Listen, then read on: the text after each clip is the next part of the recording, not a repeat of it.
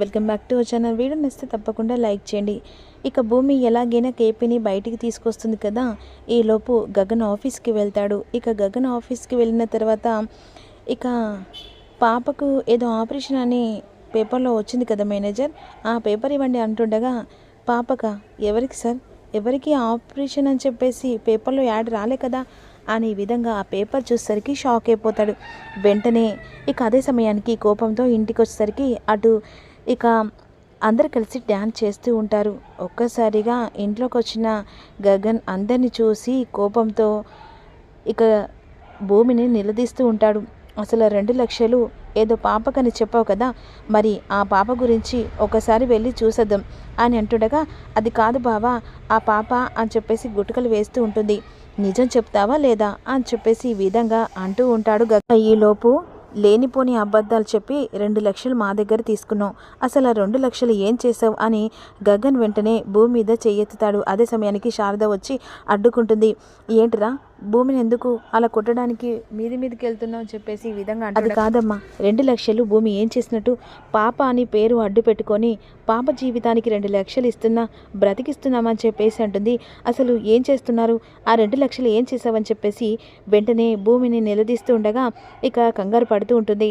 ఇక ఎందుకో తీసింది లేదురా, అయినా భూమి కాదు ఆ డబ్బులు నేను తీసుకున్నాననేసరికి ఒక్కసారిగా గగన్ షాక్ అయిపోతాడు. ఇక మరోవైపు అపూర్వను పిలిపించి అపూర్వను చంపాలని విధంగా నిర్ణయించుకుంటాడు కదా. ఈలోపు వెంటనే అదే సమయానికి చరచంద్ర వచ్చి వెంటనే ఇక షూట్ చేసేసరికి అక్కడ కుప్పకూలిపోతాడు. ఒక్కసారిగా అపూర్వ షాక్ అయిపోతుంది. ఇక వెంటనే హాస్పిటల్లో తీసుకెళ్తారు చుట్టుపక్కల వాళ్ళందరూ. అక్కడి నుంచి శారద ఈ విధంగా ఇక నిజం చెప్పడానికి ట్రై చేస్తుండగా గగన్ మాత్రం వినిపించుకోకుండా మీరందరూ కలిసి నన్ను మోసం చేస్తున్నారా అని చెప్పేసి ఇక గొడవ చేస్తూ ఉంటాడు. అది కాదురా, ఆ 2 లక్షలు అర్జెంటుగా అని తీసుకున్నాను అంటే ఎందుకమ్మా, నేను డబ్బులు అడిగితే ఇవ్వనా అని చెప్పేసి ఈ విధంగా గగన్ అంటుండగా ఈలోపు శరత్చంద్ర కేపీని షూట్ చేస్తాడు కదా. ఇక నీ చావు తథ్యం అని చెప్పేసి ఈ విధంగా అపూర్వ మనసులో అనుకుంటుంది. బావా కేపీ వాడు నమ్మించి నన్ను ఇక్కడ తీసుకొచ్చి చంపాలని చూశాడు బావా, వాడిని వదిలిపెట్టద్దు అంటుండగా వాడి ప్రాణాలే పోని, అయినా ఈరోజు నీ ప్రాణాలు తీయాలన్నాడు, రేపు ఇంట్లో వాళ్ళ ప్రాణాలు తీయలేదని నమ్మకం ఉంది బావా, ఇలాంటి వాడిని వదిలిపెట్టకూడదు అని అనేసరికి ఒక్కసారిగా కుప్పకూలుతాడు, రక్తపు మడముల్లో ఉంటాడు. వెంటనే కేపీని హాస్పిటల్ దగ్గరికి తీసుకెళ్తాడు. హాస్పిటల్ తీసుకెళ్ళిన తర్వాత కేపీ ఎమర్జెన్సీ ఉన్నాడని చెప్పేసి వెంటనే శారదకు మీరకు ఫోన్ వస్తుంది. హాస్పిటల్ దగ్గరికి ఇక శారద మీరా ఇద్దరు కలిసి హాస్పిటల్ దగ్గరికి వస్తారు. ఇక అదే సమయం అదనంగా చూసుకున్న ఇక డాక్టర్స్ చెక్ చేస్తూ ఉంటారు. ఇక బయట నిలబడ్డ మీరా ఉన్ను శారద చాలా ఏడుస్తూ ఉంటారు. కావాలని నా భర్తను చంపారు అని చెప్పేసి మీరా ఈ విధంగా అంటుండగా అసలు ఏం జరిగిందో తెలియదు, ఈయనని ఎవరు షూట్ చేశారు అని చెప్పేసి ఈ విధంగా ఒకరికొకరు అనుకుంటూ ఉంటారు. ఈలోపు డాక్టర్ బయటకు వచ్చిన తర్వాత ఏమైంది డాక్టర్ అని అంటుండగా సారీ అమ్మా, ఇక అతని ప్రాణాలు మేము కాపాడలేదు అని చెప్పేసరికి ఒకవైపు శారద మీరా షాక్ అయిపోతారు. ఏం మాట్లాడుతున్నారు, నా భర్త చనిపోవడం ఏంటి, మీరు పొరపాటు పడుతున్నారు అంటుండగా లేదమ్మా అతని ఏకంగా హార్ట్కి బుల్లెట్ తగిలింది, అందుకే అతని ప్రాణాలు మేము కాపాడలేకపోయాం అనేసరికి అందరూ షాకింగ్గా చూస్తూ ఉంటారు. వెంటనే ఇక అపూర్వను ఇంటికి తీసుకెళ్తారు కదా. ఈలోపు వెంటనే ఇంటికి ఫోన్ వస్తుంది కేపీ చనిపోయినట్టుగా. ఒక్కసారిగా శరత్చంద్ర షాక్ అయిపోతాడు, ఎందుకంటే షూట్ చేసింది శరత్చంద్ర కాబట్టి. ఇక బలవంతంగా అపూర్వ మీద దౌర్జన్యంగా చంపడానికి ప్రయత్నిస్తుండగా కేపీని చంపడానికి అనుకోకుండా షూట్ చేశానని చెప్పేసి ఇక చాలా మనసులో అనుకుంటూ ఉంటాడు. ఈలోపు హాస్పిటల్ నుంచి కేపీని ఇంటికి తీసుకొస్తాడు.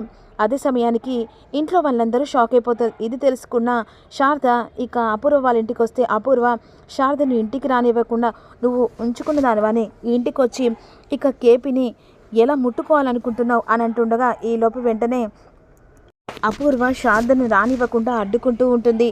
ఇక నా భర్త ఆఖరి చూపైనా చూడని నీకు దండం పెడతానని చెప్పేసి అపూర్వ కాళ్ళ మీద పడుతుండగా వెంటనే ఇక పెద్దమ్మ అని చెప్పేసి ఇక చెర్రీ వచ్చి లోపలికి తీసుకెళ్తాడు.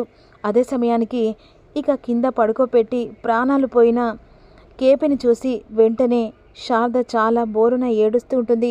అటువైపు మీర కూడా ఏడుస్తూ ఉంటుంది. అలా ఏడుస్తుండగా చుట్టుపక్కల వాళ్ళందరూ చాలా లేట్ అవుతుందయ్యా, ఇక జరగాల్సిన కార్యక్రమాలు ఒకసారి చూడండి అని ఈ విధంగా అంటుండగా కేపీ చావుతో ఇక నిజం బయటపడకుండా మట్టిలో కలిసిపోతుందని చెప్పేసి అపూర్వ తన మనసులో తనే అనుకుంటూ ఉంటుంది. ఇక మరోవైపు మీరను అలా బయటికి తీసుకెళ్ళి తన మెల్ల ఉన్న తాడు గాజులు అలా పగలకొడుతుండగా ఇక మీరా చాలా ఏడుస్తూ ఉంటుంది. ఇక్కడ శారద కూడా కాళ్ళ మీద పడి చాలా ఏడుస్తూ ఉంటుంది. బావా, ఇదంతా జరగడానికి కారణం ఎవరనుకుంటున్నావు బావా? ఈ శారద, ఆ గగన్ గాడు ఈరోజు మన ఇంటికి కేపీ లేకుండా పోయాడు. నీ చెల్లెలు బొట్టు కూడా లేకుండా చేసింది ఈ కుటుంబం. ఈ కుటుంబాన్ని క్షమించద్దు బావా అని చెప్పేసి లేనిపోని శారద మీద నిందలు వేస్తూ ఉంటుంది. అయినా ఇలాంటి దాన్ని ఇంట్లోకి కూడా రానివ్వద్దు బావా అని విధంగా అంటూ ఉంటుంది. మరోవైపు ఇక ఇందు, బిందు అందరు కలిసి చాలా ఏడుస్తూ ఉంటారు. అదే సమయానికి కేపీ తల్లి, అమ్మ ఇప్పుడు అనే మాటనా? ఎందుకంటే నా కొడుకే పోయాడు. ఇక నా కొడుకు లేని స్థానంలో ఇప్పుడు ఏ కోడలు ఏం చేయగలదు? చెట్టంత కొడుకునే నేను పోగొట్టుకున్నాను అని విధంగా ఏడుస్తూ ఉంటుంది. మరోవైపు స్టేషన్ నుంచి పోలీసులు వస్తారు. ఇది హత్య ప్రయత్నంలాగా మాకు ఇన్ఫర్మేషన్ వచ్చింది అనేసరికి అపూర్వను చరచంద్ర షాక్ అయిపోతారు. డెడ్ బాడీని మీరు వెంటనే ఇప్పుడు మేము ఎలాగైనా ఇక ఒకసారి చెక్ చేసిన తర్వాతనే అప్పుడు ఆ డెడ్ బాడీ మీ చేతికి ఇస్తాం. తను హత్య ప్రయత్నం చేశాడని మీరంటున్నారు, కానీ అతన్ని షూట్ చేశారని మాకు ఇన్ఫర్మేషన్ వచ్చిందనేసరికి అపూర్వ కంగుతుంటుంది. లేదు, నన్ను పిలిపించాడు కావాలని, నేను మా అక్కను చంపానని నన్ను చంపబోతుండగా ఆ సమయంలో నేను తోసేశాను. అతన్ని ఎవరు షూట్ చేయలేదు. మేడం, మీరు చెప్తే సరిపోతుందా? ఎందుకంటే ఇక పోస్ట్ మార్టం చేస్తేనే ఆ రిపోర్ట్ వల్ల ఏం జరిగిందో మాకు తెలుస్తుంది అని విధంగా అంటుండగా అదే సమయానికి వద్దు, నా భర్తను ఎక్కడికి తీసుకెళ్లదు అని చెప్పేసి ఈ విధంగా మీరా కాళ్ళ మీద పడుతుంది. ఇక శారద కూడా కాళ్ళ మీద పడి ఏడుస్తూ ఉంటుంది. సారీ మేడం, మేము చేసే పని మా వృత్తికి మీరు అడ్డుపడద్దు అని విధంగా అంటుండగా ఎస్ఐ గారు, నేను కమిషనర్ గారితో మాట్లాడాను, మీరు ఏ డెడ్ బాడీని తీసుకెళ్లాల్సిన అవసరం లేదు అని చరచంద్ర అంటూ ఉంటారు. అదే సమయానికి ఎస్ఐకి కాల్ వస్తుంది. ఇక మీరు వెనక్కి రాని అనేసరికి వెంటనే ఇక ఎస్ఐ వెనక్కి పోతారు.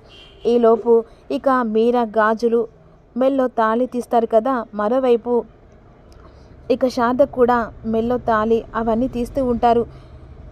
అలా కార్యక్రమం జరుగుతూ ఉంటుంది. వెంటనే దహన సంస్కారాలు జరుగుతాయి. కానీ జరిగే కార్యక్రమంలో అక్కడ గగన్ చేత ఎలాగైనా తరవకొరి పెట్టేయాలని చెప్పేసి శారద అనుకుంటుంది. అదే సమయానికి గగన్ ఇక ఎలాగైనా కేపీ చనిపోయిన విషయం తెలుసుకోకుండానే కోపంతో ఇంట్లో ఉంటాడు. హఠాత్తుగా కేపీ చనిపోయిన విషయం గగన్కి తెలుస్తుంది. ఈలోపు వెంటనే గగన్ చేత తలకొరివి పెట్టేయాలని చెప్పేసి ఈ విధంగా అనుకుంటుండగా వాడు ఎందుకు పెడతాడు? ఈ ఇంటికి కొడుకు చెర్రీ మాత్రమే, చెర్రీ పెట్టాలని చెప్పేసి చరచంద్ర గొడవ చేస్తూ ఉంటాడు. ఇక మరోవైపు అన్నయ్యతో పెట్టిస్తానని చెప్పేసి చెర్రీ అంటూ ఉంటాడు. ఆ మధ్యలో ఇక వీళ్ళ గొడవ జరుగుతుండగా వెంటనే శారద గురించి తెలుసుకున్న గగన్ ఇక దహన సంస్కారం దగ్గరికి వస్తాడు. ఇక ఎలాగైనా గగన్ పెట్టాలి అని చెప్పేసి ఈ విధంగా నాన్న చనిపోయినప్పుడు అన్నడని చెప్పేసి చెర్రీ అంటూ ఉంటాడు. మరి చెర్రీ మాటలకు వెంటనే గగన్ ఇక తన తండ్రి కోరిక, ఆఖరి కోరిక నెరవేరుస్తాడా? లేకపోతే ఇదంతా అపూర్వ బండారం బయట పెట్టడానికి భూమి కేపీ ఆడుతున్న నాటకమా? అసలు కేపీ చనిపోతే అపూర్వ బండారం ఎలా పడుతుందని తెలుసుకుందాం. అసలు అపూర్వ ఊహించిన ట్విస్ట్గా మారబోతుందా? భూమి నిజంగానే కేపీని ఇక దాచిపెట్టి చనిపోయాడని చెప్పేసి అందరికీ చేస్తుందనేది తెలుసుకుందాం.